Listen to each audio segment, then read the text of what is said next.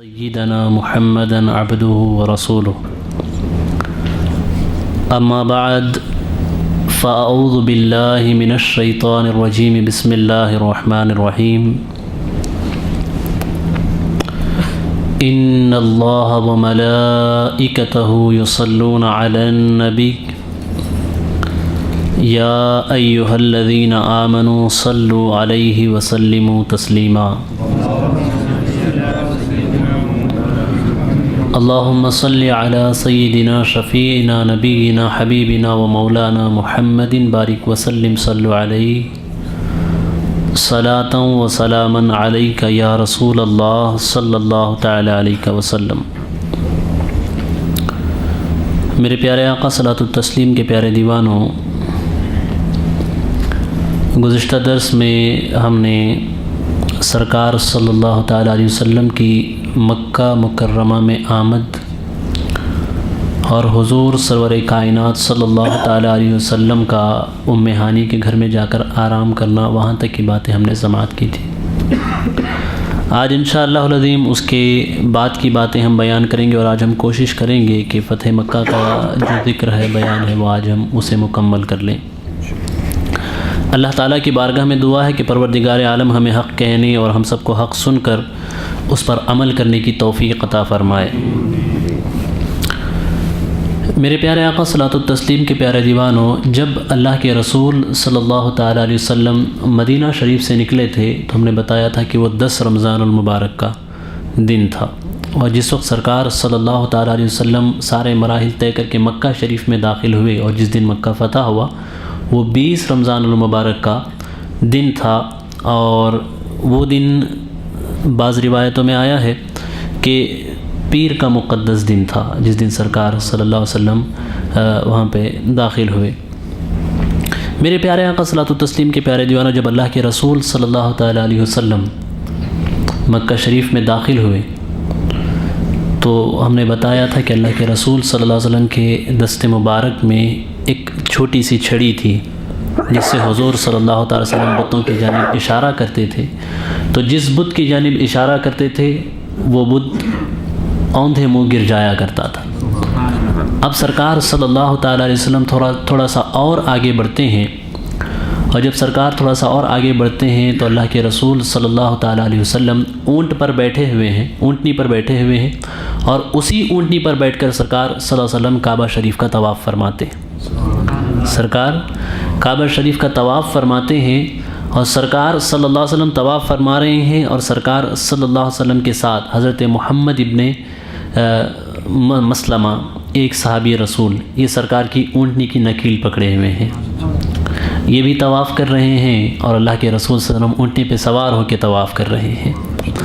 کتنا مقدس اور کتنا پیارا وہ لمحہ رہا ہوگا جب ایک صحابی جو اپنی جان اپنا مال سب کچھ اللہ کے رسول صلی اللہ علیہ وسلم کے قدموں پہ قربان کرنے کو اپنی زندگی کا سب سے بڑا سرمایہ تصور کرتے ہیں، وہ اپنے آقا کی اونٹنی کی نکیل پکڑے ہوں، وہ بھی طواف کر رہے ہوں، اور ان کے آقا بھی طواف کر رہے ہوں۔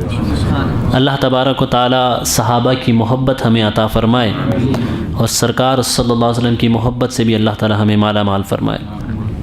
حضرت ابو سعید خدری رضی اللہ تعالیٰ عنہ سے مروی ہے کہ رسول گرامی وقار صلی اللہ تعالیٰ علیہ وسلم جب مکہ شریف میں داخل ہوئے تو اس وقت ایسے حالات تھے کہ مسلمانوں کا جو لشکر اس دن تھا، کافی بڑا لشکر اس وقت تھا، اور اللہ کے رسول صلی اللہ تعالیٰ علیہ وسلم نے اپنے صحابہ کو یہ بیان فرما دیا تھا کہ اے میرے صحابہ، آج اسلام کی ظاہری قوت بھی ہمیں لوگوں کو دکھانا ہے، اسلام کی ظاہری قوت بھی لوگوں کو دکھانا ہے۔ تو اس طرح اسلام کی جو ظاہری قوت تھی وہ بھی لوگوں کے سامنے آئی، اور عرب قبائل جو تھے انہیں بھی پتہ چلا کہ اسلام آج سربلند ہے، اور اسلام اور مسلمان آج کافی مضبوط اور کافی پاورفل ہیں۔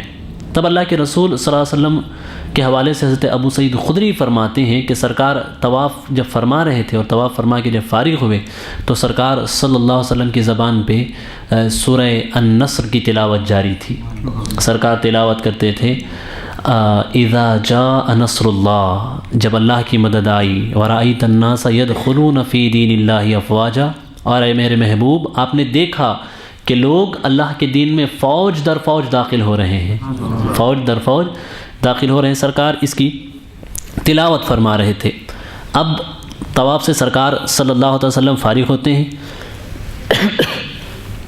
طواف سے فارغ ہونے کے بعد رسول گرامی وقار صلی اللہ تعالی وسلم اونٹنی سے نیچے تشریف لاتے ہیں۔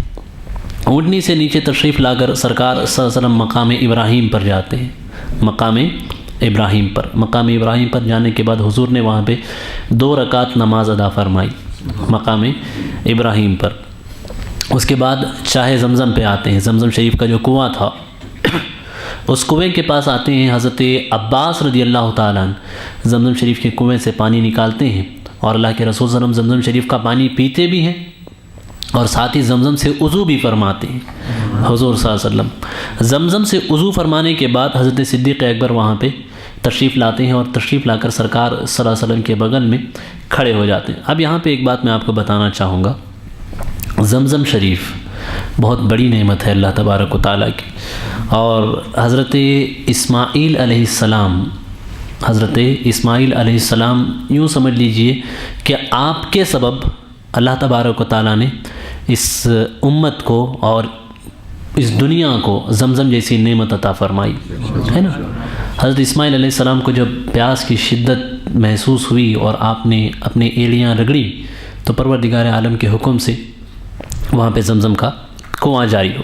ٹھیک، اب اسے دیکھیں، یہ حضرت اسماعیل علیہ السلام کی شان ہے کہ آپ کے قدم سے آپ نے جب اپنی ایڑیاں رگڑی تو اس ایڑیوں کی رگڑ کے بعد جو ہے آپ کو زمزم میسر آیا۔ ٹھیک، لیکن میرے آقا کی شان بہت بلند ہے، بہت بلند ہے۔ اعلیٰ حضرت اس منظر کو بیان کرتے ہیں، ارشاد فرماتے ہیں، ان کو بن مانگے ملا، کسے؟ اللہ کے رسول صلی اللہ علیہ وسلم کو، ان کو بن مانگے ملا، ان کو رگڑ کر ایڑیاں، ان کو بن مانگے ملا اور ان کو حضرت اسماعیل کو رگڑ کر ایڑیاں، صاحب کوثر کے ہمسر صاحب زمزم نہیں، صاحب کوثر کے ہمسر یعنی اللہ کے رسول کو پروردگار عالم نے بغیر مانگے حوض کوثر عطا فرمایا، بغیر مانگے حوض کوثر عطا فرمایا، اور حضرت اسماعیل علیہ السلام کو مانگنے کے بعد زمزم شریف میسر آیا۔ تو کہتے ہیں کہ حضرت اسماعیل کی شان میرے آقا کے شان کے برابر نہیں ہے، میرے پروردگار نے کوثر جو زمزم سے افضل ہے وہ بغیر مانگے میرے حضور کو عطا فرمایا۔ یہ سرکار کی شان ہے۔ اللہ تعالی ہمیں سرکار کی محبت میں جینے اور اسی محبت میں مرنے کی توفیق عطا فرمائے۔ اب سرکار صلی اللہ تعالیٰ علیہ وسلم کعبہ شریف کے اندر داخل ہوتے ہیں۔ حضور صلی اللہ تعالیٰ علیہ وسلم کعبہ شریف کے اندر داخل ہوتے ہیں۔ جب سرکار صلی اللہ علیہ وسلم کعبہ شریف کے اندر داخل ہوئے تو اس وقت کعبہ شریف کی حالت ایسی تھی کہ حضرت ابراہیم علیہ السلام کا ایک بت بنا کے لوگوں نے وہاں پہ رکھا تھا، حضرت اسماعیل کا بت بنا کے رکھا تھا، حضرت اسحاق کا بت بنا کے کعبہ کے اندر رکھا تھا، اور حضرت ابراہیم علیہ السلام کا جو بت انہوں نے بنایا تھا اس کے ہاتھ میں تیر ہوتی ہے نا، تیر، وہ کچھ تیریں ان کے ہاتھ میں تھیں۔ معاملہ ایسا ہوتا تھا کہ کفار جو ہوتے تھے وہ جوا کھیلا کرتے تھے، وہ جوے کی تیر نکالا کرتے تھے جس سے فال وغیرہ نکالا جاتا تھا، کفار کا یہ عقیدہ تھا، اور وہ یہ کہتے تھے کہ حضرت ابراہیم علیہ السلام بھی یہ کرتے تھے، معاذ اللہ رب العالمین۔ تو اللہ کے رسول صلی اللہ علیہ وسلم نے جب اسے دیکھا تو اس کی مذمت فرمائی کہ حضرت ابراہیم علیہ السلام ان بری چیزوں سے پاک تھے، آپ کا کوئی ایسا عمل نہیں تھا کہ آپ معاذ اللہ رب العالمین جوے کی تیر کا استعمال کرتے ہو یا فال وغیرہ کا اس طریقے کا کوئی استعمال کرتے ہو۔ سرکار نے اس کی تاکید فرمائی۔ جب اللہ کے رسول صلی اللہ تعالیٰ علیہ وسلم مکہ شریف میں کعبہ شریف کے اندر داخل ہوئے تو اس وقت کعبہ شریف کی حالت یہ تھی کہ کعبہ شریف کے اندر 6 ستون تھے۔ کتنے ستون؟ 6 پلر کعبہ شریف کے اندر۔ اب اللہ کے رسول صلی اللہ تعالیٰ علیہ وسلم اندر تشریف لے جاتے ہیں، اور تشریف لے جانے کے بعد دائیں طرف، حضور کے دائیں طرف جو 3 پلر تھے، 3 ستون تھے، ان 3 ستونوں کے درمیان اللہ کے رسول صلی اللہ تعالیٰ علیہ وسلم اپنے پروردگار کا سجدہ شکر ادا کرتے ہیں۔ سرکار سجدہ شکر ادا کرتے ہیں کہ یہ وہ وقت تھا کہ مسلمانوں کو کعبہ کے سامنے آنے نہیں دیا جاتا تھا، آج عالم یہ ہے کہ کعبہ نے آغوش اللہ کے رسول کے لیے کھول دی ہے۔ سرکار کعبہ شریف کے اندر ہیں اور کعبہ شریف کے اندر اپنے رب کی عبادت فرما رہے ہیں۔ اس وقت سرکار صلی اللہ علیہ وسلم کے ساتھ حضرت بلال بھی وہاں پہ تشریف لے گئے، اور اور ایک صحابی بھی اللہ کے رسول صلی اللہ علیہ وسلم کے ساتھ تھے۔ اب سرکار صلی اللہ علیہ وسلم نماز وغیرہ سے فارغ ہوتے ہیں، نماز سے فارغ ہو کر کے حضور صلی اللہ علیہ وسلم کعبہ شریف کے دروازے پہ تشریف لاتے، کعبے کا جو دروازہ تھا اس دروازے پہ تشریف لاتے ہیں۔ یہ ساری باتیں میں آپ کو اس لیے بتا رہا ہوں کہ رسول گرامی وقار صلی اللہ تعالی وسلم کی زندگی کا لمحہ لمحہ صحابہ نے محفوظ کر کے رکھ دیا ہے۔ حضور کیسے اٹھتے تھے، حضور کیسے چلتے تھے، حضور کیسے بیٹھتے تھے، حضور کیسے کھاتے تھے، حضور کیسے گفتگو فرماتے تھے، حضور کیسے ملتے تھے۔ میں کہتا ہوں پوری انسانیت کی تاریخ آپ اٹھا کر کے دیکھ لیں، کوئی شخصیت ایسی نہیں ملے گی جس کی یہ ساری تفاصیل جمع کی گئی ہوں۔ یہ تنہا میرے مصطفیٰ کی ذات ہے۔ حضور اٹھتے ہیں، صحابہ اسے بھی نوٹ کر لیتے ہیں۔ حضور کلام فرماتے ہیں، صحابہ اسے بھی نوٹ فرما لیتے ہیں۔ حضور گفتگو کرتے ہیں، صحابہ اسے بھی محفوظ کر لیتے ہیں۔ ایک ایک سٹیپ کو، ایک ایک لمحے کو صحابہ نے محفوظ کر رکھا ہے۔ کیوں نہ ہو؟ کیونکہ قرآن مقدس فرماتا ہے لَقَدْ كَانَ لَكُمْ فِي رَسُولِ اللَّهِ أُسْوَةٌ حَسَنَةٌ۔ قرآن کہہ رہا ہے نا کہ اللہ کے رسول کی سیرت طیبہ تمہارے لیے نمونہ عمل ہے۔ اور کیسے ہمارے لیے نمونہ عمل ہوگی؟ جب محفوظ ہوگی تبھی نہ نمونہ ہوگا۔ تو یہ قدرت کی جانب سے انتظام ہے حضور کی سیرت اور حضور کی ہر حرکت کے انتظام کا۔ اللہ نے اس کا انتظام فرمایا تھا۔ اب سرکار دروازے کے پاس تشریف لاتے ہیں اور ارشاد فرماتے ہیں لا الہ الا اللہ وحدہ لا شریک لہ، اللہ کے علاوہ کوئی معبود نہیں ہے، کوئی اس کا شریک نہیں ہے، صدق اللہ وعدہ، اور میرے پروردگار نے جو وعدہ مجھ سے کیا تھا اس وعدے کو پروردگار نے پورا کر دیا، وہ وعدہ سچا ہوا۔ وَنَصَرَ عَبْدَهُ، اور کہتے ہیں اللہ نے اپنے بندے کی مدد فرمائی۔ وَهَزَمَ الْأَحْزَابَ وَحْدَهُ، اور دشمنوں کے لشکر کو اللہ نے تنہا شکست دی۔ سرکار کی زبان پہ یہ تسبیح جاری ہوتی ہے۔ اب سرکار صلی اللہ تعالیٰ علیہ وسلم کعبہ شریف سے باہر تشریف لاتے ہیں، کعبہ مکرمہ سے باہر تشریف لاتے ہیں۔ ظہر کا وقت ہوتا ہے تو میرے پیارے آقا صلاۃ التسلیم کے پیارے دیوانوں، اب ذرا اس واقعے کو بڑے غور سے سنیں، بڑے غور سے۔ جس وقت اللہ کے رسول صلی اللہ تعالی وسلم تشریف لائے تھے وہ دور ایسا تھا کہ وہاں بڑے باپ کا بیٹا ہونا بڑے فخر سے اس کا ذکر کیا جاتا تھا۔ اگر کوئی مالدار ہے، اگر کسی کا نسب اچھا ہے، بڑے والدین کا وہ فرزند ہے، مالداروں کا وہ لڑکا ہے، مالداروں کی اولاد ہے، تو وہاں بڑے فخریہ انداز میں اس پہ گفتگو ہوتی تھی اور لوگ اسے اپنے لیے بہت بڑے فخر کی بات سمجھتے تھے۔ اور رنگ و نسل کا امتیاز بھی بہت زیادہ وہاں پہ تھا۔ جو عرب ہوتے تھے وہ یہ سمجھتے تھے کہ ہم سب سے اچھے ہیں، اور جو کالی رنگت کے لوگ ہوتے تھے، کالی رنگت کے لوگ ہوتے تھے، لوگ انہیں غلام بنا کر کے رکھا کرتے تھے۔ انہیں آزادی سے زندگی گزارنے کی اجازت نہیں تھی، بلکہ وہ ایک غلامی کی زندگی گزارتے تھے، اور انہی غلاموں میں سے حضرت بلال رضی اللہ تعالیٰ عنہ بھی تھے۔ لیکن جب سرکار فتح مکہ کے وقت مکہ فتح ہوا اور سرکار خانہ کعبہ میں تشریف لائے، اور جب باہر نکلتے ہیں اور ظہر کا وقت ہوتا ہے تو حضور ارشاد فرماتے ہیں بلال تم کعبے کی چھت پہ چڑھ جاؤ، اے بلال تم کعبے کی چھت پہ چڑھ جاؤ۔ اور حضرت بلال کو حکم ہوتا ہے کعبے کی چھت پہ کھڑے ہو کر کے تم اللہ تبارک و تعالیٰ کی وحدانیت کا نعرہ بلند کرو۔ میرے پیارے آقا صلاۃ التسلیم کے پیارے دیوانوں، اس بات کو شاید میں نے پہلے بھی ذکر کیا، لیکن مزید آپ کو میں بتانا چاہتا ہوں۔ آج دنیا اپنے آپ کو مہذب کہتی ہے، لوگ یہ کہتے ہیں کہ ہم سویلائزڈ ہیں، لیکن معاملہ یہ ہے کہ مختلف ممالک میں آج بھی ایسی تنظیمیں کام کرتی ہیں جو بلیک پیپل ہوتے ہیں نا، جو کالے نیگروز ہوتے ہیں، ان کے ساتھ امتیازی سلوک برتا جاتا ہے۔ بہت سارے ممالک ایسے ہیں جہاں یہ تنظیمیں آج بھی، خود یو ایس اے کے اندر جن کا دعویٰ یہ ہے کہ یہ سب سے زیادہ ماڈرن قوم ہے، ان کا خود کا عالم یہ ہے کہ وہاں ایسی تنظیمیں جو عنصریت پسند ہوتی ہیں، رنگ و نسل کی بنیاد پہ لوگوں کو بانٹتی ہیں، وہ تنظیمیں آج وہاں کام کر رہی ہیں، آج بھی وہاں پہ موجود ہیں۔ اور جب Barack Obama as a president elect ہو کر کے آیا تھا تو انہوں نے دنیا کے سامنے اپنی جمہوریت کے حوالے سے، ڈیموکریسی کے حوالے سے کہا کہ امریکن ڈیموکریسی تو ایسی ہے کہ ہم کالے اور گورے میں کوئی تمیز نہیں کرتے ہیں، ہم ہر کسی کو ایکسیپٹ کرتے ہیں، ہم ہر کسی کو تسلیم کرتے ہیں۔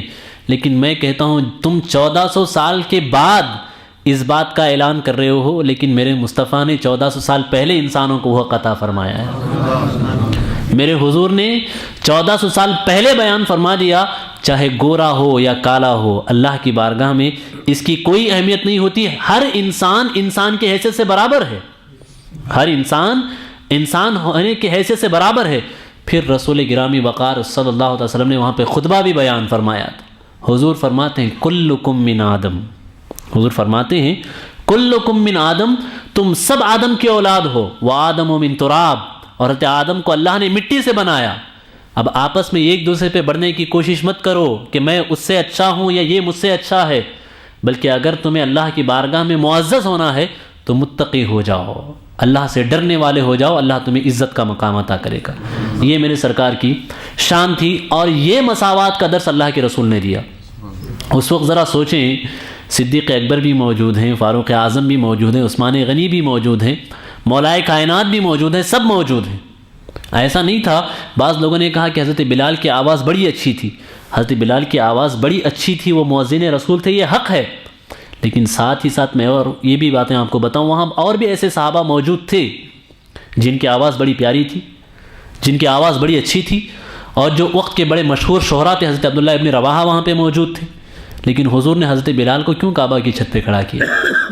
ثابت یہ کرنا تھا، بتانا یہ تھا کہ اگر کوئی شخص اسلام کے دامن میں آ جائے، مسلمان ہو جائے، تو پھر یہ مذہب ایسا پیارا مذہب ہے کہ یہ رنگ و نسل میں کوئی تفریق نہیں کرتا، اس میں رنگ و نسل کا کوئی امتیاز نہیں ہوتا، ہر شخص، ہر فرد اسلام میں وہ مقام حاصل کر سکتا ہے، جو گورے رنگت والا حاصل کر سکتا ہے وہ کالی رنگت والا بھی حاصل کر سکتا ہے، جو امیر مقام حاصل کر سکتا ہے وہی مقام اسلام میں غریب بھی حاصل کر سکتا ہے۔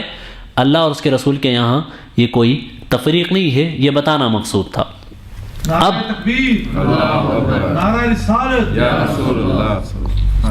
تو میرے پیارے آقا صلاۃ التسلیم کے پیارے دیوانوں، اب رسول گرامی وقار صلی اللہ تعالی وسلم اس واقعے کے بعد جب مکہ کی ساری حالت سدھری، یہ ہوا کہ پہلے تو جب مکہ میں لشکر داخل ہوا تو لوگ پہاڑوں کی طرف بھاگنے لگے، اور کچھ لوگ مکہ سے باہر جانے لگے۔ حضور نے اعلان فرما دیا کہ آج کسی کو ڈرنے کی ضرورت نہیں ہے، آج کسی کو خوف کھانے کی ضرورت نہیں ہے، ہم انتقام لینے کے لیے نہیں آئے ہیں، الیوم یوم المرحمہ، آج رحم کرنے کا دن ہے، آج عفو درگزر کا دن ہے۔ حضور نے یہ اعلان فرمایا، اور پھر ساتھ میں ابو سفیان بھی یہ اعلان کرتے جاتے تھے، اور جو لوگ ابو سفیان کے ساتھ تھے وہ لوگ بھی اعلان کرتے تھے کہ تمہیں کہیں بھاگنے کی ضرورت نہیں ہے، تم اپنے ہتھیار پھینک دو یا اپنے گھر کے دروازے بند کر لو، تمہیں کوئی ستانے کے لیے نہیں آئے گا، تمہیں کوئی تکلیف دینے کے لیے نہیں آئے گا۔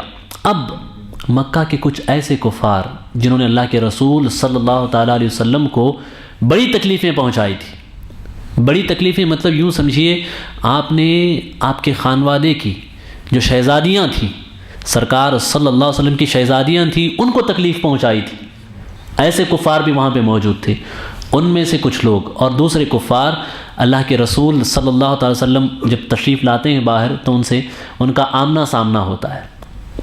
حضور اس وقت سوال کرتے ہیں کہ آج تم کیا خیال کرتے ہو کہ میں تمہارے ساتھ کون سا سلوک کرنے والا ہوں، کہ آج میں تمہارے ساتھ کیا برتاؤ کرنے والا ہوں؟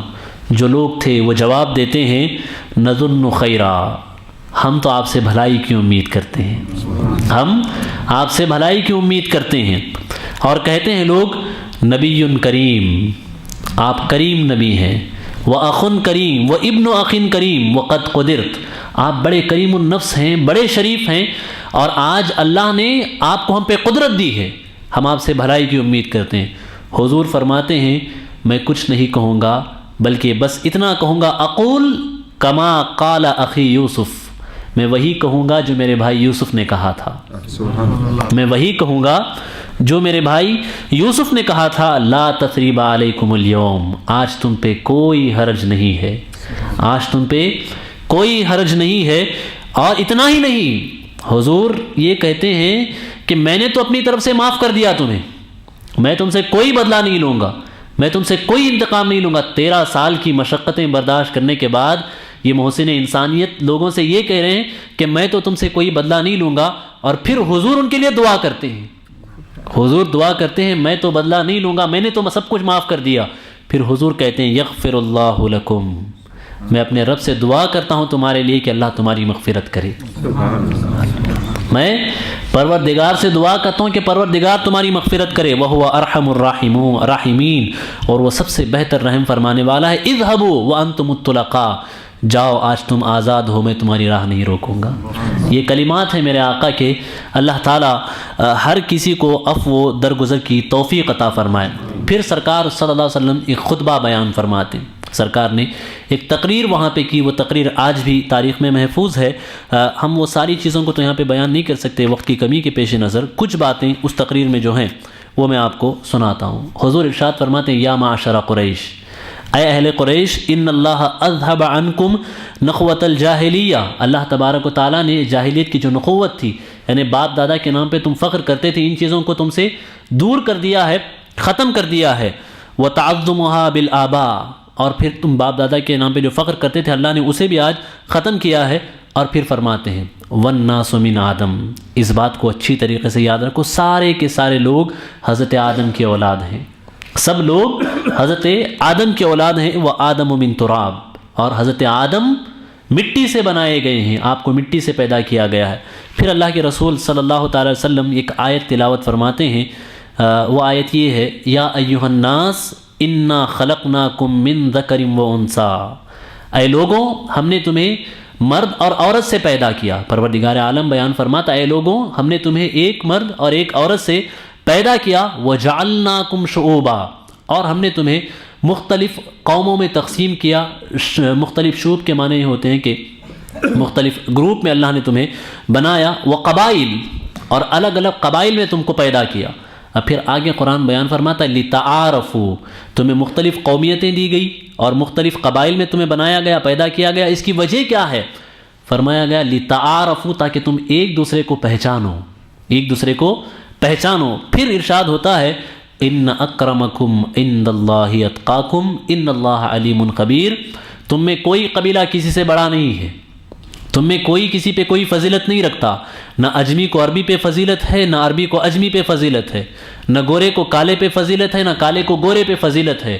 ان اکرمکم عند اللہ اتقاکم، تم میں سب سے زیادہ مکرم اللہ کی بارگاہ میں وہ ہے جو سب سے زیادہ اللہ سے ڈرنے والا ہو، جو سب سے زیادہ متقی ہو۔ اب آپ مجھے بتائیے، اس نظام کو اگر آج یہ کائنات تسلیم کر لے، صرف سرکار کے اس خطبے کو اور قرآن کی اس آیت کو یہ کائنات تسلیم کر لے کہ سب سے زیادہ اللہ کے نزدیک محبوب وہ ہے جو سب سے زیادہ اللہ سے ڈرنے والا ہو۔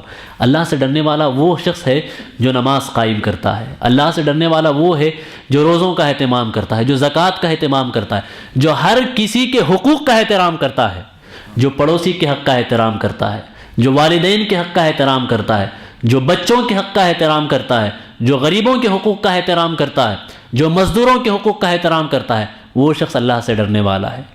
تو میرے پیارے آقا صلاۃ التسلیم کے پیارے دیوانوں، یہ ایک آیت اور اللہ کے رسول کا ایک فرمان پوری کائنات کے لیے نجات کا سبب بن سکتا ہے، بس اگر دنیا اسے سمجھے، دنیا اسے سمجھے کہ سب سے بہتر وہ ہے، اور ہر کوئی بہتر بننے کی کوشش کرے، یعنی زیادہ سے زیادہ اللہ سے ڈرنے کی کوشش کرے، نیکیوں میں آگے بڑھے، تو یہ کائنات بہت ہی حسین ہو سکتی ہے، اور یہ کائنات ہر انسان کے لیے، پوری دنیا بہت ہی سیف ہو سکتی ہے۔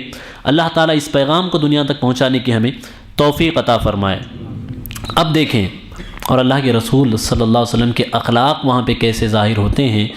سرکار صلی اللہ تعالیٰ علیہ وسلم نے چند لوگوں کے حوالے سے فرمایا تھا کہ میں ان کا خون مباح کرتا ہوں، اگر یہ لوگ کہیں ملیں تو انہیں قتل کر دیا جائے۔ یعنی کچھ ایسے لوگ تھے جو سرکار صلی اللہ علیہ وسلم کی شان میں غلط اشعار لکھا کرتے تھے، اور غلط اشعار لکھ کر کے ان اشعار کو اپنی محفلوں میں بڑے فخر سے گایا کرتے تھے۔ سرکار کی معاذ اللہ رب العالمین ونعوذ باللہ من ذلک توہین بیان کرنے میں اپنے آپ پر فخر کرتے تھے، اپنے محافل میں ایسا کیا کرتے تھے۔ ایسے بھی کچھ لوگ سرکار کے سامنے آتے، ان میں سے عبداللہ ابن ابی سرح العامری یہ بھی تھے، وہ بھی اللہ کے رسول کی بارگاہ میں حاضر ہوتے ہیں۔ اللہ اکبر! اب آپ ذرا سوچیں، وہ شخص جو لوگوں کو جمع کر کے حضور کی توہین کیا کرتا تھا، وہ اللہ کے رسول کے سامنے ہے۔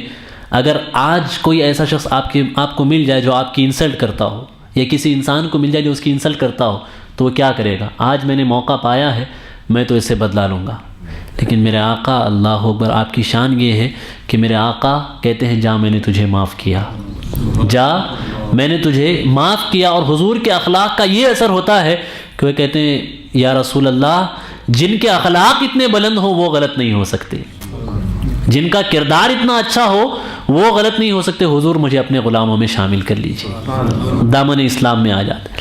اور اکرمہ جو ابو جہل کے لڑکے تھے، ابو جہل کے لڑکے اسلام نہیں لائے تھے، اسلام نہیں لائے تھے، اور یہ اکرمہ ایسے شدید کفر پہ، جب اسلام لانے سے پہلے یہ بتوں کی پوجا کرتے تھے تو ایسے شدید کافر تھے، ایسے شدید کافر تھے، یہ کہا کرتے تھے کہ دنیا اسلام لے لیکن میں اسلام نہیں لاؤں گا، دنیا اسلام قبول کرے لیکن میں اسلام قبول نہیں کروں گا۔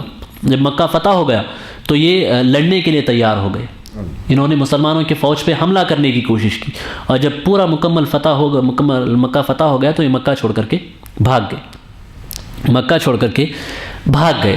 اب ذرا دیکھیں یہاں پہ، جب یہ مکہ چھوڑ کر کے جاتے ہیں تو اس وقت یہ ہوتا ہے کہ ان کی جو زوجہ تھی، جو ان کے نکاح میں آئی ہوئی تھی، انہوں نے اسلام قبول کر لی، انہوں نے اسلام قبول کر لیا، اور اس وقت تک یہ حکم ابھی نازل نہیں ہوا تھا، یا انہوں نے ان سے علیحدگی اختیار کر لی تھی، لیکن اللہ کے رسول کی بارگاہ میں وہ حاضر ہوتی ہیں، حاضر ہو کر کے عرض کرتی ہیں یا رسول اللہ، اکرمہ جو ہیں یہ مکہ چھوڑ کر کے بھاگ رہے ہیں، یہ مکہ چھوڑ کر کے بھاگ رہے ہیں، میں آپ سے پناہ چاہتی ہوں کہ آپ اکرمہ کو پناہ عطا کریں۔ اللہ کے رسول فرماتے ہیں جاؤ، میں نے اکرمہ کو پناہ دی، جاؤ، ابو جہل کے ہیں، ابو جہل کے لڑکے، وہ ابو جہل جس نے پوری زندگی حضور کو ستایا، جس نے پوری زندگی حضور کو تکلیف دی، جب پناہ طلب کی تو حضور فرماتے ہیں جاؤ، میں نے انہیں بھی پناہ عطا فرمائی۔ اب ان کی جو زوجہ محترمہ تھیں وہ جاتی ہیں، اور جانے کے بعد ان کے شوہر کو اپنے ساتھ لاتی ہیں۔ یہاں پہ ایک واقعہ ایسا رونما ہوتا ہے کہ یہاں حضور صلی اللہ تعالیٰ علیہ وسلم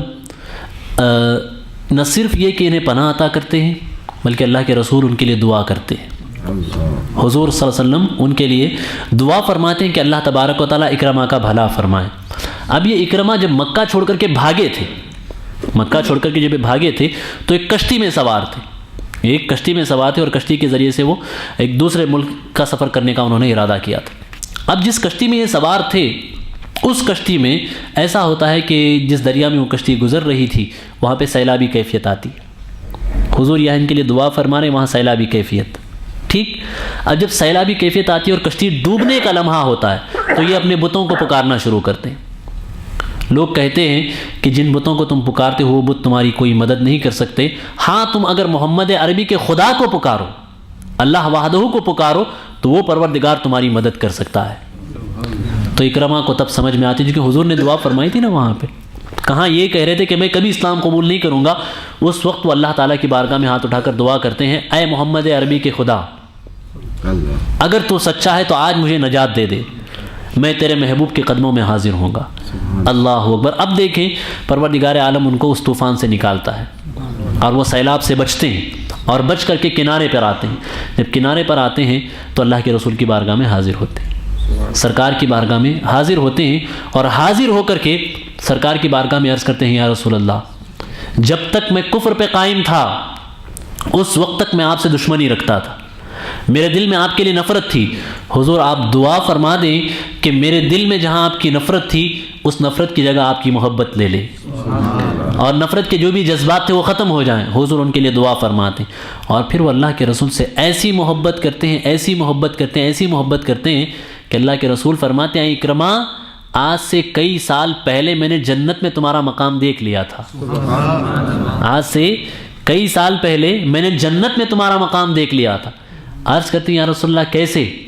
حضور فرماتے ہیں جب مسلمانوں کی اور کفار کی جنگ ہو رہی تھی تو ایک انصاری صحابی اکرمہ سے لڑ رہے تھے، یہی حضرت اکرمہ سے ایک انصاری صحابی کی لڑائی کے دوران، جنگ کے دوران وہ ان سے لڑ رہے تھے، تو حضرت اکرمہ جو ہے اس انصاری صحابی کو شہید کر دیتے ہیں، وہ انصاری صحابی شہید ہو جاتے ہیں، اور سرکار اس چیز کو دیکھتے ہیں تو سرکار مسکراتے ہیں، سرکار اس چیز کو دیکھ کر کے مسکراتے ہیں۔ اب صحابہ کی جو جماعت تھی انہیں حیرت ہوتی ہے، یا رسول اللہ ایک کافر کے ہاتھوں ایک مسلمان صحابی شہید ہو رہے اور آپ مسکرا رہے ہیں۔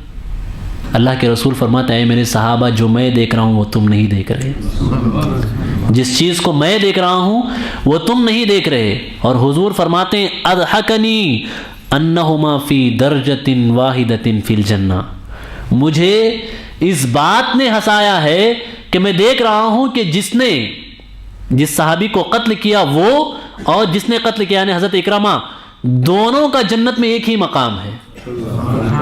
جنت میں دونوں کا ایک ہی مقام ہے اور یہ دونوں ایک ہی درجے میں رہیں گے. آپ سنیں حضور کی یہ دعا اور حضور کی یہ پیشن گوئی کیسے پوری ہوتی. حضرت اکرمہ اسلام قبول کیے. اکرمہ اسلام قبول کرنے کے بعد انہوں نے اپنے آپ کو اللہ کی راہ میں جہاد کے لیے وقف کر دیا. اللہ کی راہ میں جہاد کے لیے وقف کر دیا.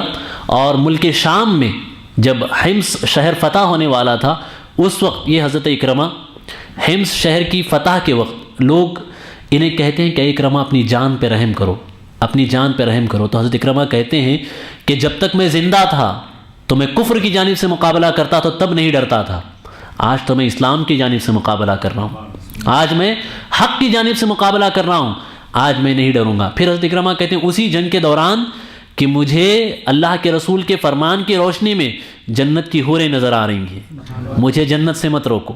تو پھر میدان جہاد میں کودتے ہیں اور میدان جہاد میں جا کر کے اللہ کی بارگاہ میں ایسا جہاد کرتے ہیں کہ پروردگار عالم نے شہادت کے منصب پہ فائز فرماتا ہے. حضور نے وہاں فرمایا تھا کہ ان کا اور ان کا دونوں کا درجہ ایک ہی ہے، یعنی وہ بھی شہید ہیں اور یہ بھی شہید ہوں گے. یہ نگاہ نبوت تھی جو دیکھ رہی تھی، سرکار کی نظر تھی جو دیکھ رہی تھی. آج سے کئی سال بعد جو واقعات رونما ہونے والے تھے میرے آقا اسے دیکھ لیا کرتے تھے، چونکہ پروردگار عالم نے آپ کو یہ مقام عطا فرمایا تھا اور اللہ نے آپ کو یہ علم عطا فرمایا تھا کہ حضور صلی اللہ تعالیٰ علیہ وسلم ان چیزوں کو دیکھتے تھے. بلکہ میں آپ کو بتاؤں حضرت عمر سے مروی روایت، حضرت عمر سے مروی روایت میں یہ ہے کہ اللہ کے رسول صلی اللہ تعالی وسلم ایک مرتبہ حاضر ہوئے تو سرکار کے ہاتھ میں 2 کتابیں تھیں. حضور نے فرمایا اے عمر اس میں جنتیوں کے نام ہیں، اس میں جہنمیوں کے نام ہیں، قیامت تک جتنے جنتی ہوں گے پروردگار نے سب کو مجھے دکھا دیا ہے کہ یہ لوگ جنت میں جانے والے ہیں، اور جتنے لوگ جہنم میں جانے والے ہیں پروردگار نے وہ سب مجھے دکھا دیے. اور پھر حضور فرماتے ہیں میں اس دنیا کو ایسے دیکھ رہا ہوں جیسے میں اپنی ہتھیلی کو دیکھ رہا ہوں. یہ میرے سرکار کی شان ہے. پروردگار عالم نے آپ کو وہ مقام عطا فرمایا. کیوں نہ ہو کہ پروردگار نے پورا قرآن آپ پہ نازل فرمایا، وہ قرآن جو سارے علوم کا خزانہ ہے، وہ قرآن میرے آقا کے قلب نازک پہ نازل ہوا، میرے سرکار کے قلب اقدس پہ نازل ہوا. تو کیوں نہ سرکار کو ساری چیزوں کا علم ہو، سرکار ان سب چیزوں کو جانتے ہیں. اللہ تعالیٰ ہمارے وہ بھائی جن کی آنکھوں پہ پٹی پڑی ہوئی ہے اللہ تعالیٰ ان کی آنکھوں سے پٹی ہٹائے اور اللہ انہیں یہ حق دیکھنے کی توفیق عطا فرمائے، اور وہ اس بات کو جانے کہ میرے آقا یقیناً غیب داں تھے. اور آپ کے غیب کا عالم تو یہ تھا، میرے اعلیٰ حضرت فرماتے ہیں اور کوئی غیب کیا تم سے نہا ہو بھلا جب نہ خدا ہی چھپا تم پہ کروڑوں درود. کوئی غیب میری آقا کی نگاہوں سے اوجل نہیں تھا، بلکہ پروردگار عالم نے حجابات ہٹا دیے. پروردگار عالم نے اپنا دیدار اپنے حبیب کو کرایا. تو اس سے بڑھ کر کے اور کیا غیب ہو سکتا ہے؟ اس سے بڑھ کر کے کون سی ایسی چیز ہو سکتی ہے جو میرے آقا نے نہ دیکھی ہو؟ اللہ تعالیٰ سب کو سمجھنے کی توفیق عطا فرمائے. اب دیکھیں حضرت اکرمہ کی بات ہوئی، اس کے بعد ایک ایسا شخص تھا، ایک ایسا کافر تھا جس نے حضرت زینب رضی اللہ تعالیٰ عنہ جو سرکار صلی اللہ علیہ وسلم کی صاحبزادی تھی، آپ مکہ سے ہجرت کر کے مدینہ شریف جانے کا ارادہ فرماتی. ٹھیک اس وقت آپ حمل سے تھی، اس وقت آپ حمل سے تھی اور آپ نے ہجرت کا ارادہ کیا. تو مکہ کے کفار میں سے ایک کافر ایسا تھا جو آتا ہے اور آ کر کے جس اونٹنی پہ آپ سوار تھی آپ کو اپنی اونٹنی سے گرا دیتا ہے، آپ کو اپنی سواری سے گرا دیتا ہے جس سواری پہ آپ سوار تھی. اور اس سواری سے گرنے کی بدولت یہ ہوتا ہے کہ حضرت زینب کا جو حمل تھا وہ حمل ضائع ہو جاتا. اور پھر اس کے بعد آپ ایسی بیمار ہوتی ہیں کہ اسی مرض میں آپ کی وفات ہوتی. ٹھیک اب اپنی بیٹی کا جو قاتل تھا وہ اللہ کے رسول کے سامنے ہے، سرکار کے سامنے ہے. اللہ کے رسول کے پاس وہ حاضر ہوتا ہے. حضور فرماتے ہیں کیا ارادہ رکھتے ہو، کیا گمان کرتے ہو آج مجھ سے؟ کہتا ہے میں تو بھلائی کی امید رکھتا ہوں. حضور فرماتے ہیں جا میں نے تجھے معاف کیا، جا میں نے تجھے معاف کیا. اس میں ہمارے لیے درس عبرت ہے کہ اگر کوئی ذاتی معاملات میں کوئی رنجش ہو تو ہمیں انتقام کا جذبہ نہیں رکھنا چاہیے. اللہ کی خاطر معاف کریں.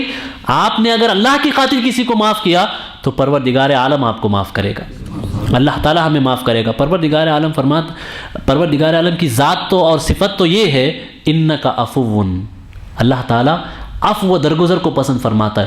وہ تحب العفو، حضور دعا کیا کرتے تھے اے میرے پروردگار تو معاف فرمانے والا ہے اور معاف کرنے والوں کو پسند کرتا ہے، فاعف عنا یا کریم، اے میرے مولا ہمیں بھی معاف فرما دے۔ تو ہم اگر دوسروں کو معاف کریں گے تو پروردگار ہمیں معاف کرے گا، اللہ تعالیٰ یہ جذبہ بھی ہمیں پیدا کرے۔ اب وحشی جنہوں نے حضرت امیر حمزہ کو شہید کیا تھا، حضرت امیر حمزہ کو شہید کیا تھا، اللہ کے رسول صلی اللہ علیہ وسلم کو اس سے اتنی تکلیف ہوئی تھی جنگ احد میں۔ یہ وحشی ایک حبشی غلام تھے، یہ نیزہ مارنے میں بڑے ماہر تھے، نیزہ بہت نشانے سے پھینکتے تھے۔ ان کو کسی نے یہ کہا، ہندا جس نے جنگ بدر میں قسم کھائی تھی کہ میں حضرت امیر حمزہ کا کلیجہ چباؤں گی، اس نے وحشی کو یہ کہا کہ اگر تم نے امیر حمزہ کو شہید کر دیا جنگ احد میں تو میں تمہیں آزاد کرا دوں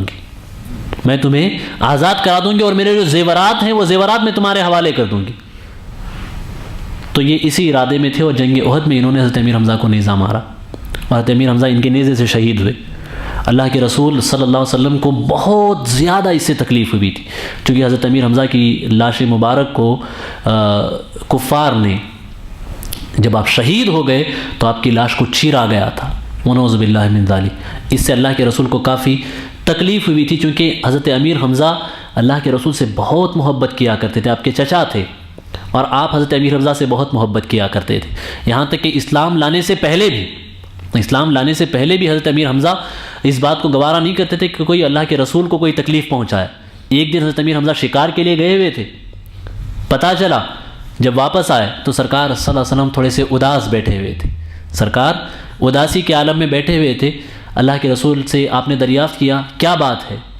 تو لوگوں نے بیان کیا کہ ابو جہل نے آج اللہ کے رسول کو بہت تکلیف پہنچائی، جسے سرکار صلی اللہ علیہ وسلم کو دلی تکلیف پہنچی ہے۔ تو حضرت امیر حمزہ سے یہ برداشت نہیں ہوا، اسی وقت وہ جاتے ہیں اور جا کر کے ابو جہل پہ ایک ضرب لگاتے ہیں اور کہتے ہیں میرے بھتیجے سے دور رہنا، آئندہ اگر ان کے آگے بڑھے تو تمہاری خیر نہیں۔ جب اللہ کے رسول کے پاس واپس آتے ہیں اور کہتے ہیں کہ میرے چچا، کہتے ہیں میرے بھتیجے کیا تم اب خوش ہو؟ تو اللہ کے رسول فرماتے ہیں اے چچا میں تو خوش اس بات سے ہوں گا کہ آپ اللہ کو اپنا رب تسلیم کر لیں، آپ اسلام میں داخل ہو جائیں۔ حضرت امیر حمزہ کہتے ہیں اگر اس میں تمہاری خوشی ہے تو میں ابھی اعلان کرتا ہوں لا الہ الا اللہ محمد رسول اللہ، اور اسلام کے دامن میں داخل ہو۔ اور جب سے آپ اسلام کے دامن میں داخل ہوئے اس وقت تک آپ نے اسلام کی بہت مدد کی، ہر جنگ میں آپ اسلام کا دفاع کرتے تھے اور حضور کی آپ بہت مدد کیا کرتے تھے۔ پھر آپ کی جب شہادت ہوئی تو سرکار کو کافی تکلیف اس سے پہنچی۔ تو یہ وحشی جنہوں نے حضرت امیر حمزہ کو شہید کیا تھا، اب یہ اللہ کے رسول کی بارگاہ میں حاضر ہوتے ہیں، اللہ کے رسول کی بارگاہ میں حاضر ہوتے ہیں اور عرض کرتے ہیں معافی کا طلبگار ہوں۔ حضور فرماتے ہیں جاؤ میں نے تمہیں معاف کیا، جاؤ میں نے تمہیں معاف کیا۔ اب یہی وحشی پوری زندگی انہیں یہ غم ستاتا رہتا ہے، یہ تکلیف انہیں ستاتی رہتی ہے کہ میں نے کیا کر دیا، کہ میں نے امیر حمزہ کو شہید کیا۔ اور پھر جب مسیلمہ کذاب سے جنگ ہوئی تو آپ اس طاق میں رہتے ہیں کہ میں نیزہ مارنے میں بڑا ماہر ہوں۔ آج میں یہ امید کرتا ہوں کہ جب میں اسلام نہیں لایا تھا اس وقت میں نے ایک بہت ہی اچھے آدمی کو شہید کیا تھا، آج اسلام قبول کرنے کے بعد میں اللہ اور اس کے رسول کے دشمن کو مارنے کی کوشش کروں گا۔ ممکن ہے کہ پروردگار عالم اس قتل کو اس شہادت کا کفارہ بنا دے۔ تو آپ نیزہ لے کر کے مسیلمہ کذاب کی طاق میں رہتے ہیں اور اس جنگ میں آپ اپنا نیزہ مسیلمہ کے سینے پہ مارتے ہیں جس سے وہ کافر واصل جہنم ہوتا ہے۔ آپ اس کی لاش پہ قدم رکھ کر کے اللہ کی بارگاہ میں دعا کرتے ہیں اے اللہ جب میں نے اسلام نہیں لایا تھا تو اس وقت میں نے تیرے محبوب کے سب سے پسندیدہ آدمی کو چہیتے کو شہید کیا تھا، آج جب میں نے اسلام قبول کیا ہے تو ایسے شخص کو میں نے قتل کیا ہے جسے تیرے محبوب نفرت کرتے ہیں، اس قتل کو اس شہادت کا بدلہ بنا دے۔ تو میرے پیارے آقا صلی اللہ علیہ وسلم کے پیارے دونوں یہ جب حاضر ہوتے ہیں تو اللہ کے رسول انہیں بھی معاف کرتے ہیں۔ اب دیکھیں طفیل ابن عمرو جو صلح حدیبیہ کے وقت سہیل ابن عمرو ان کا نام ہے، صلح حدیبیہ لکھنے کے لیے جو آئے تھے نا کفار کی طرف سے، وہی سہیل ابن عمرو اللہ کے رسول کی بارگاہ میں اب حاضر ہے۔ اللہ اکبر، اللہ کے رسول ان سے سوال کرتے ہیں سہیل آج کس چیز کی امید کرتے ہو؟ اور ایک بات یہاں پہ میں آپ کو بتاؤں، حضور صلی اللہ تعالیٰ علیہ وسلم نے اپنے صحابہ کو یہ تاکید فرمائی تھی کہ جب سہیل پہ تمہاری نظر پڑے، یعنی یہ وہی سہیل ہے جو صلح حدیبیہ میں جب حضرت علی نے محمد رسول اللہ لکھا تھا تو یہ کہا تھا کہ ہم اس کو تسلیم نہیں کرتے، اس کو مٹایا جائے، محمد ابن عبداللہ لکھا جائے، یہ وہ سہیل تھے۔ اللہ اکبر۔ حضور فرماتے ہیں اگر تم میں سے کسی کی نظر سہیل ابن عمرو پہ پڑے تو کوئی سہیل کو غصے کی نظر سے دیکھے بھی نہیں۔ حضور فرماتے ہیں کوئی تیز نظر سے سہیل کو نہ دیکھے کہ کہیں یہ انتقام نہ ہو جائے۔ اللہ اکبر۔ غصے کی نظر سے صحابہ کا دیکھنا کہیں انتقام نہ ہو جائے۔ صحابہ فرماتے ہیں غصے کی نظر سے سہیل کو مت دیکھنا، جب سہیل تمہیں ملے تو میرے پاس لیتے آنا۔ یعنی وہ لوگ جنہوں نے سرکار کو پوری زندگی ستایا تھا، حضور اپنے صحابہ کو ان کے حوالے سے تاکید فرما رہے ہیں کہ تیز نگاہ سے دیکھنا بھی نہیں ان کو۔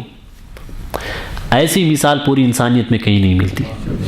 پوری انسانیت میں ایسی مثال اخلاق کی، محبت کی، عفو و درگزر کی پوری تاریخ انسانیت میں کہیں نہیں ملتی۔ یہ تنہا ذات گرامی ہے جنہوں نے اخلاق کا وہ نمونہ قائم کیا کہ جب تک دنیا قائم رہے تب تک اس پہ فخر کرتی رہے۔ رومانیہ کے وزیر خارجہ نے سیرت میں جو واقعات لکھے ہیں وہ اس سے اتنے متاثر ہوئے، وہ کہتے ہیں کہ میں نے اسلام تو قبول نہیں کیا ہے، لیکن میں نے پوری تاریخ میں کہیں محمد عربی جیسا با اخلاق شخص نہیں دیکھا۔ محمد عربی جیسے اخلاق مند انسان کو میں نے پوری اپنی زندگی میں نہیں دیکھا، پوری تاریخ میں نے کہیں نہیں دیکھا۔ یہ ہے اخلاق، دشمن بھی ان اخلاق کا اعتراف کرے۔ یہ ہے کردار کہ دشمن بھی اس کا اعتراف کریں، تسلیم کریں کہ آپ کے اخلاق اچھے ہیں، آپ کے کردار اچھے ہیں۔ اگر ہم نے ایسے اخلاق بنا لیے تو پھر ہمیں اسلام کی دعوت دینے کی ضرورت نہیں پیش آئے گی، لوگ اخلاق دیکھ کر کے اسلام کے دامن میں آئیں گے۔ اللہ ہمیں اس کی توفیق عطا فرمائے۔ جب یہ سہیل ابن عمرو اسلام قبول کرتے ہیں تو صدیق اکبر دیکھتے ہیں، کہتے ہیں نگاہ نبوت صلح حدیبیہ میں اسی کو دیکھ رہی تھی کہ آج جو شخص کفار کی طرف سے معاہدہ کرنے کے لیے آیا ہے وہی شخص کل حضور کے قدموں میں آنے والا ہے، وہی شخص حضور کے قدموں میں اپنے آپ کو پیش کرنے والا ہے۔ اس کے بعد کلید بردار کعبہ حضرت عثمان ابن ابی طلحہ ان کو بلاتے ہیں کعبہ شریف کی چابیوں کے لیے۔ اب یہ جو عثمان تھے، حضرت عثمان ابن طلحہ، جب یہ کافر تھے، اسلام انہوں نے قبول نہیں کیا تھا، تو ایسا تھا کہ سارے کے سارے مکہ کے جو سردار ہوتے تھے وہ خانہ کعبہ میں جاتے تھے اور ان کے پاس خانہ کعبہ کی چابیاں ہوا کرتی تھی، ان کے پاس خانہ کعبہ کی چابیاں ہوا کرتی تھی۔ کوئی بھی کافروں کا سردار جاتا اس کے لیے دروازہ کھول دیتے تھے، اس کے لیے دروازہ کھول دیتے۔ ایک مرتبہ ایسا ہوا کہ اللہ کے رسول صلی اللہ علیہ وسلم کعبہ شریف میں داخل ہونے کا ارادہ کیا۔ اب ذرا سوچیں، کعبہ جن کے یہاں سجدہ کرے، کعبہ جن کے آگے جھکائے، ان کو کعبے میں داخلے سے روکا جا رہا ہے۔ کعبہ شریف میں اللہ کے رسول کو داخل ہونے سے انہوں نے منع فرمایا۔ جب حضور کعبہ میں داخل ہونے کا ارادہ فرما رہے تھے تو انہوں نے حضور کو روک دیا اور کہا کہ آپ کعبہ میں نہیں داخل ہو سکتے، آپ کعبے میں نہیں جا سکتے، جن کے صدقے میں کعبہ بنا انہی کو کعبہ میں جانے سے روکا جا رہا ہے۔ اس وقت اللہ کے رسول صلی اللہ تعالی وسلم نے ایک جملہ بیان فرمایا تھا۔ حضور ارشاد فرماتے ہیں یا عثمان لعلک سترى هذا المفتاح یوما بیدی ادعوه حیث شئت۔ اے عثمان، ایک دن آئے گا جس میں تم اس بات کو دیکھو گے کہ جس چابی کی بنا پہ تم مجھے کعبہ میں داخل ہونے سے روک رہے ہو، یہ چابیاں میرے ہاتھ میں ہوں گی، یہی چابیاں کعبہ کی میرے ہاتھ میں ہوں گی۔ ادعو حیث شئت، اس وقت جہاں چاہوں گا میں ان چابیوں کو رکھوں گا، یعنی جسے چاہوں گا وہ چابیاں میں عطا کروں گا۔ اب یہ عثمان ابن ابی طلحہ جب اللہ کے رسول کی بارگاہ میں آتے ہیں، وہ خود بیان کرتے ہیں کہ جب سے اللہ کے رسول نے یہ بات بیان کی تھی اس وقت حالانکہ میں ان کو مانتا نہیں تھا، میں ان کو تسلیم نہیں کرتا تھا، لیکن یہ بات میرے دل میں بیٹھ گئی کہ یہ کسی نہ کسی دن یہ بات ضرور ہو کے رہے گی، جو یہ فرما رہے ہیں کسی نہ کسی دن ایسا ضرور ہو کے رہے گا۔ جب اللہ کے رسول صلی اللہ علیہ وسلم کی بارگاہ میں حاضر ہوا تو حضور نے مجھ سے چابیاں لی اور میں نے اللہ کے رسول سے یہ کہا کہ یا رسول اللہ آپ نے جو کہا تھا، اور حضور نے ان کو یاد دہانی کرائی، اے عثمان یاد ہے وہ دن جب میں کعبہ میں داخل ہونا چاہتا تو تم نے روکا تھا، اور میں نے کہا تھا کہ ایک دن آئے گا کہ چابیاں میرے ہاتھ میں ہوں گی اور میں جسے چاہوں گا دوں گا۔ تو عثمان کہتے ہیں یا رسول اللہ میں آپ پہ ایمان لاتا ہوں، میں اسلام قبول کرتا ہوں اور حضور سے درخواست کرتا ہوں کہ حضور یہ چابیاں مجھے عطا کریں۔ اللہ اکبر، جس شخص نے حضور کو کعبہ میں داخل ہونے سے روکا تھا حضور انہیں چابیاں عطا کرتے ہیں۔ حضور فرماتے ہیں جاؤ، یہ چابیاں میں نے تمہیں عطا فرمائی۔ اتنا ہی نہیں، حضور یہ بیان فرماتے ہیں، اس وقت ارشاد فرماتے ہیں خذھا خالدتاً تالدتاً لا ينزعها منکم الا ظالم۔ اے عثمان، تم نے مجھے روکا تھا لیکن یہ چابی میں تمہیں دے رہا ہوں، اور میری یہ شان نہیں ہے کہ کسی کو کوئی چیز دوں تو دوبارہ واپس لے لوں۔ حضور فرماتے ہیں جاؤ، یہ چابی میں تمہیں دے رہا ہوں، جب تک دنیا قائم رہے گی تب تک یہ چابیاں تمہارے پاس رہیں گی، خانہ کعبہ کی یہ چابیاں تمہارے پاس رہیں گی۔ 1400 سال گزر گئے، 1400 سال گزر گئے، آج تک وہ چابیاں حضرت عثمان بن ابی طلحہ کے خاندان کے ہاتھ میں ہیں۔ خانہ کعبہ کی چابی آج بھی انہی کے پاس ہوتی ہے، حضور نے عطا فرمایا۔ تو حضور نے فرمایا لا ينزعها الا ظالم، تم سے چابیاں کوئی چھینے گا نہیں لیکن وہ شخص جو ظالم ہو، وہ شخص جو ظالم ہو۔ تو میرے پیارے آقا صلوات التسلیم کے پیارے دیوانوں، گزشتہ 2-3 سال پہلے شیخ شعبی جو کلید بردار کعبہ تھے، حضرت عثمان بن ابی طلحہ کی آل میں سے تھے، ان کا بھی ماضی قریب میں انتقال ہوا ہے، اور آج تک وہ چابیاں انہی کے خاندان میں موجود ہیں۔ اور کیوں نہ ہو، اللہ کے رسول نے عطا فرمایا تھا، حضور نے دیا تھا تو اسے برقرار رہنا ہی تھا، حضور ان کو بھی معاف کر دیتے۔ اس کے بعد اور بھی بہت سارے واقعات ہیں، لیکن ان تمام واقعات کو میں بیان کروں تو میرے خیال سے وقت اتنا نہیں رہے گا کہ ان سارے واقعات کو میں بیان کر سکوں۔ آخری ایک بات میں بیان کرتا ہوں کہ ایک شخص تھے جن کا نام تھا شیبہ بن عثمان بن ابی طلحہ۔ یہ جو عثمان تھے کلید بردار کعبہ، ان کے صاحبزادے تھے۔ والد نے اسلام قبول کر لیا لیکن صاحبزادے نے اسلام قبول نہیں کیا۔ جو لڑکے تھے انہوں نے اسلام قبول نہیں کیا، بلکہ حال یہ ہوا کہ جب جنگ حنین ہوئی، حنین کا جب مارکہ ہوا تو مارکہ حنین کے وقت ان کے جو لڑکے تھے ان کا یہ خیال تھا کہ میں کوئی نہ کوئی موقع پا کر کے اللہ کے رسول کو معاذ اللہ شہید کر دوں گا۔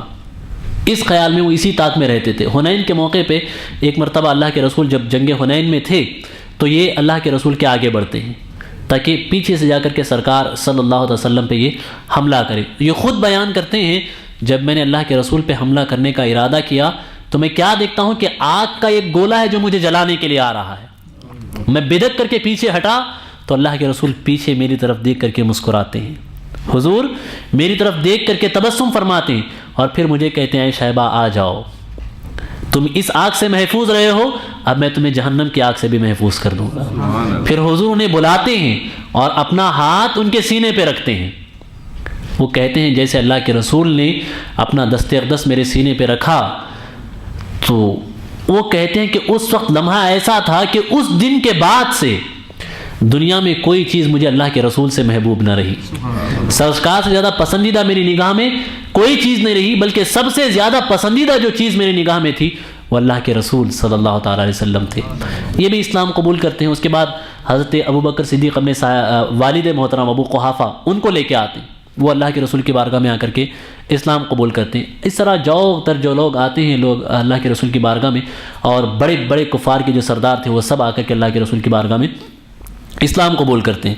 یہاں پہ دیکھیں ایک بات یہ بھی ہے کہ حضرت صدیق اکبر رضی اللہ تعالیٰ عنہ، آپ کو جو شرف میسر آیا، آپ کو جو مرتبہ اور مقام میسر آیا، میں آپ کو بتاؤں آپ کے والد صحابی ہیں، آپ صحابی ہیں، آپ کے صاحبزادے صحابی ہیں، پھر آپ کے پوتے بھی صحابی ہیں۔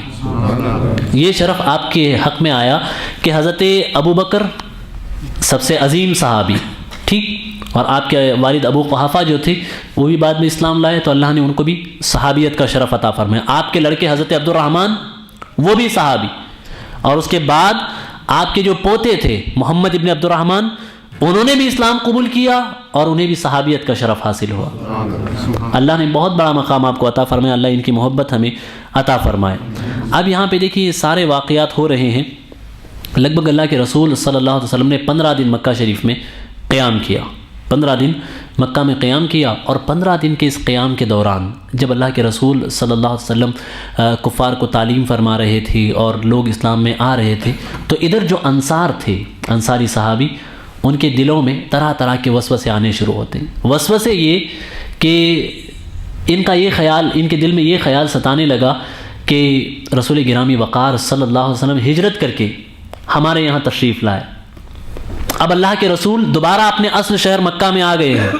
تو ان کو یہ خیال ستانے لگا کہیں ایسا نہ ہو کہ حضور اب مدینہ آنے کی بجائے مکہ میں سکونت اختیار کر لے.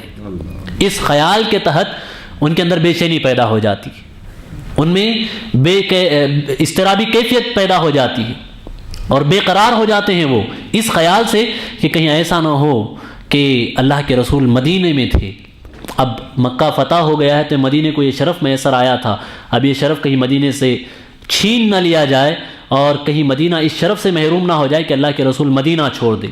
اب اللہ کے رسول کو اس بات کا پتہ چلتا ہے، بلاتے ہیں انصار کو، جمع کرتے ہیں، کہتے ہیں اے انصار تمہیں پریشان ہونے کی ضرورت نہیں ہے، تمہیں رنجیدہ ہونے کی ضرورت نہیں ہے. تم نے میری اس وقت مدد کی جب میرے شہر والوں نے میری تکذیب کی، جب میرے شہر والوں نے مجھے ٹھکرایا اس وقت تم نے مجھے اپنے شہر میں پناہ دی. آج جب اللہ نے مجھے فتح عطا فرمائی ہے تو میں تمہیں اپنے سے دور نہیں کروں گا. اور پھر حضور وہ تاریخ ساز جملہ بیان فرماتے ہیں جو تاریخ میں آج بھی محفوظ ہے. حضور بیان فرماتے ہیں معاذ اللہ المحیا محیاکم والممات مماتکم، میں اللہ کی پناہ چاہتا ہوں اس بات سے کہ جب اسلام کمزور تھا اس وقت تم نے اسلام کا ساتھ دیا، اور جب آج اسلام طاقتور ہوا ہے تو اسلام تمہیں چھوڑ دے. میں اس سے اللہ کی پناہ چاہتا ہوں. حضور فرماتے ہیں میری زندگی بھی تمہارے ساتھ ہوگی اور میری موت بھی تمہارے ساتھ ہوگی. جب انصار کو اس بات کا پتہ چلتا ہے تو ان کے چہرے کھل اٹھتے ہیں، ساری پریشانیاں ختم ہو جاتی. اور حضور پھر ارشاد فرماتے ہیں لولا الہجرہ، اے انصار تمہارا مرتبہ کوئی معمولی نہیں ہے، تمہارا مقام کوئی معمولی نہیں ہے. پھر فرماتے ہیں لولا الہجرہ لکنت امرأ من الانصار، اگر مجھے ہجرت کا حکم نہیں ہوتا یا ہجرت کرنا نہیں ہوتا تو میں انصار میں سے ایک فرد ہوتا، میں انصار ہی میں سے ہوتا. اور پھر حضور فرماتے ہیں لو سلک الناس شعبا وسلک الانصار شعبا لسلکت شعب الانصار. حضور فرماتے ہیں پوری دنیا اور سارے کے سارے لوگ کسی وادی میں جائیں اور انصار ایک وادی میں جائیں تو میں اسی وادی کو اختیار کروں گا جس وادی میں انصار گئے ہیں. یہ جب باتیں ہوتی ہیں تو میرے پیارے آقا صلاۃ التسلیم کے پیارے دیوانوں، ان کی محبت کا عالم اور پھر ان کے دل کو چین اور سکون میسر آ جاتا ہے، چونکہ ان کے لیے سب سے بڑی دولت یہی تھی کہ اللہ کے رسول ان کے ساتھ رہے، مصطفیٰ جان رحمت ان کے ساتھ رہے. یہی ان کی سب سے بڑی تمنا تھی اور سب سے بڑی ان کی طلب تھی. اب اللہ کے رسول 15 دن جب مکہ شریف میں قیام ہوتا ہے تو حضرت عتاب ابن اسید کو مکہ کا والی مقرر کرتے. جب ان کو والی مقرر کیا گیا تو روایتوں میں آیا ہے کہ ان کی عمر 21 سال کی تھی، 21 سال کی تھی.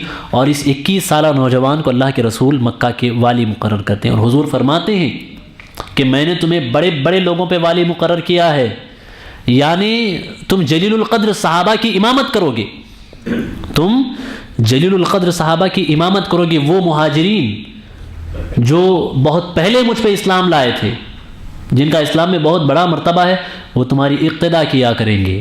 یہ اللہ کے رسول نے انہیں یہ مرتبہ عطا فرمایا. حضور فرماتے ہیں اور یہ مرتبہ میں تمہیں اس لیے عطا کر رہا ہوں کہ میں نے دیکھا ہے کہ تم اس منصب کے لائق ہو، تم اس مقام کے قابل ہو. تو یہ مکہ کے والی رہتے ہیں، اس وقت کے مکہ کے والی رہے جب تک حضرت صدیق اکبر کی خلافت نہ آئی. حضرت صدیق اکبر کے دور خلافت میں بھی آپ مکہ کے والی رہے، اور جس دن حضرت صدیق اکبر کا انتقال ہوا اسی دن حضرت عتاب ابن اسید کا بھی انتقال ہوا. اسی دن آپ نے بھی دائی اجل کو لبیک کہا، اور تب تک وہ مکہ کے والی کی حیثیت سے، مکہ کے گورنر کی حیثیت سے برقرار رہے. پھر حضرت معاذ ابن جبل کو اللہ کے رسول صلی اللہ تعالیٰ علیہ وسلم معلم مقرر کرتے ہیں. مکہ میں جو لوگ اسلام قبول کیے تھے ان کو تعلیم فرمانے کے لیے حضرت معاذ ابن جبل کو حکم ہوتا ہے کہ آپ مکہ میں قیام کریں اور پھر یہاں جو لوگ اسلام میں داخل ہوں انہیں آپ اسلامی تعلیم سے آشنا کریں اور تعلیمات اسلامی سے ان کو آگاہ کریں. اس کے بعد اللہ کے رسول صلی اللہ تعالیٰ علیہ وسلم مکہ شریف سے مدینہ شریف کی طرف واپس چلتے ہیں. یہاں جب اللہ کے رسول صلی اللہ علیہ وسلم نے مکہ شریف کو فتح کر لیا اور پھر جتنے بت تھے ان بتوں کو توڑ دیا تو عبداللہ ابن عباس روایت کرتے ہیں کہ اس دن ابلیس نے ایک ایسی شدید چیخ ماری، ایسی چیخ اس نے ماری کہ اس کے جتنے بھی چیلے تھے ان تمام چیلوں نے اس کی اس چیخ کو سنا اور سننے کے بعد وہ اس کے پاس حاضر ہوتے ہیں، اور حاضر ہو کر کے ان لوگوں نے ابلیس سے پوچھا کہ آخر تم نے یہ چیخ کیوں ماری ہے، ماجرا کیا ہے؟ تو ابلیس نے جو کہا تھا، حضرت عباس اسے بیان فرماتے ہیں، عبداللہ ابن عباس، کہ وہ الفاظ یہ تھے: اے اسو ان تردوا امت محمد صلی اللہ تعالی علیہ وسلم الی الشرک بعد یومکم ھذا ولکن مکۃ النوح والشر او کما قال۔ فرماتے ہیں کہ آج میں نے چیخ اس لیے ماری ہے اور یہ جو میں نے پکار لگائی ہے اس لیے لگائی ہے کہ آج کے بعد تم مایوس ہو جاؤ، تم مایوس ہو جاؤ کہ تم امت محمدیہ کو کبھی شرک کی طرف نہیں پھیر سکتے، شرک کی طرف تم کبھی نہیں پھیر سکتے۔ ہاں البتہ اتنا ہے کہ دنیا کی محبت اور ناچ گانے کی محبت ان کے دلوں میں پیدا کرو۔ تو میرے پیارے آقا صلاۃ و تسلیم کے پیارے دیوانوں، یہاں یہ بات میں سمجھانا اس لیے چاہتا ہوں کہ رسول گرامی وقار نے بتوں کو توڑا، اور توڑنے کے بعد اللہ کے رسول نے اس بات کا اعلان فرما دیا کہ اے میرے صحابہ، اب اللہ تبارک و تعالیٰ نے جزیرۃ العرب کو بتوں کی پوجا کرنے سے پاک کر دیا ہے۔ یہاں کبھی شرک کے آثار نمودار نہیں ہوں گے، یہاں کبھی اللہ کے علاوہ کسی اور کی عبادت نہیں کی جائے گی، یہاں تک کہ جب دجال آئے گا تب بھی حرمین شریفین میں اسے داخلہ نہیں ہوگا، اسلام وہاں پہ باقی رہے گا۔ یہ اللہ کے رسول کے وعدے ہیں اور اللہ کے رسول نے اس کی خبر دی ہے، لیکن مجھے افسوس اس بات پہ ہوتا ہے کہ یہاں اللہ کے رسول صلی اللہ تعالیٰ علیہ وسلم بتا رہے ہیں کہ مجھے میری امت پہ شرک کا کوئی خوف نہیں ہے، لیکن آج ایک پوری کی پوری حکومت ہے جو پوری امت مسلمہ کو مشرک بنانے پہ ٹھہری ہے۔ یہ کیا شرک، یہ کیا شرک، یہ کیا شرک، مزارات پہ جانا شرک، مزارات کی حاضری شرک۔ اللہ اکبر۔ اللہ کے رسول فرما رہے ہیں کہ ابلیس اس بات سے مایوس ہو چکا ہے کہ میری امت اب بتوں کی پوجا کرے، میری امت شرک نہیں کرے گی، لیکن یہ بیوقوف اور یہ احمق ان کے عقل پہ ایسا پردہ پڑا ہوا ہے کہ یہ امت کے سواد اعظم کو مشرک بنانے پہ تلے ہیں۔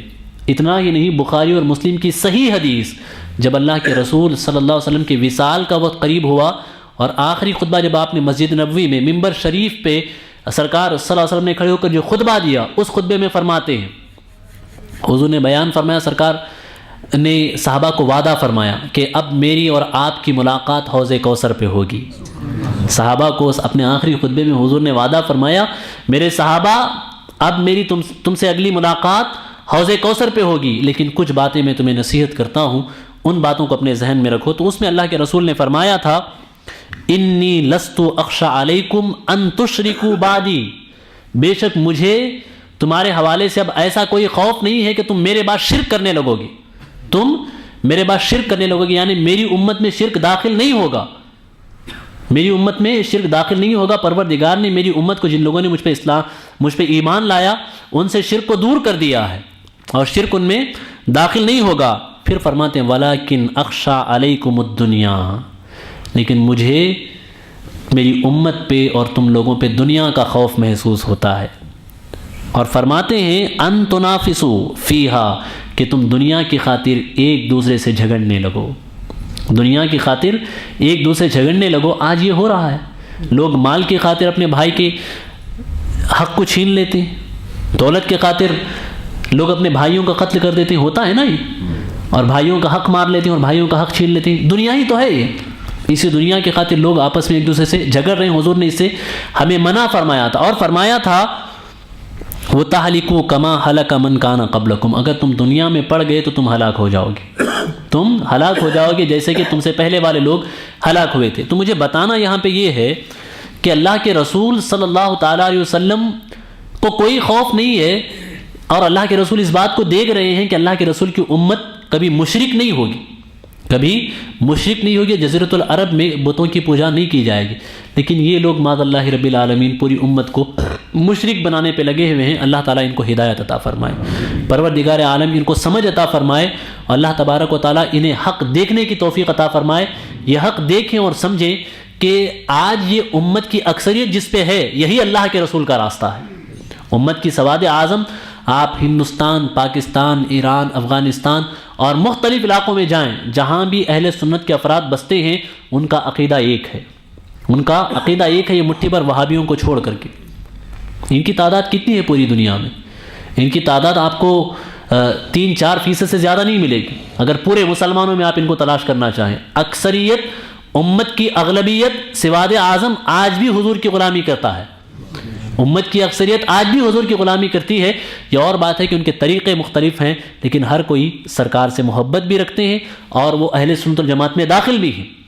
یہ امت کا ایک چھوٹا سا گروہ ہے، یہ جتنے صرف سعودی وغیرہ کے علاقے میں ہیں، اور وہ بھی سعودی کے پورے باشندے ایسے نہیں ہیں کہ وہ معاذ اللہ رب العالمین یہ عقیدہ رکھتے ہوں، بلکہ حجاز مقدس میں ہزاروں کی تعداد میں صحابہ کی اولاد آج بھی وہاں پہ بستی ہے، جو آج بھی اپنی جان اللہ کے رسول کے قدموں پہ قربان کرنے کے لیے تیار رہتے ہیں۔ ان کے یہاں میلاد النبی کی محافل ہوتی ہیں، مولد مصطفیٰ کی محفل ہوتی ہے، وہاں سرکار کے نعت خوانی کی محفلیں ان کے یہاں سجتی ہیں، آج بھی یہ معمولات ہیں۔ اللہ تبارک و تعالیٰ اس سرزمین کو ان لوگوں سے پاک کرے اور پروردگار عالم ہم سب کو اللہ کے رسول صلی اللہ علیہ وسلم کی محبت عطا فرمائے، اور پروردگار عالم اللہ کے رسول کی محبت میں جینے اور آپ ہی کی محبت میں مرنے کے اللہ ہمیں توفیق عطا فرمائے، اور پوری کائنات کو اللہ تبارک و تعالی اللہ کے رسول کی ذات کو جاننے اور پہچاننے کی توفیق عطا فرمائے، اور ہمیں اللہ تبارک و تعالی توفیق عطا فرمائے کہ ہم سب اللہ کے رسول صلی اللہ علیہ وسلم کی سیرت طیبہ کو لوگوں تک پہنچانے کی کوشش کریں۔ کہنے سننے میں اگر کوئی خطا غلطی ہو تو اللہ تعالیٰ معاف فرمائے۔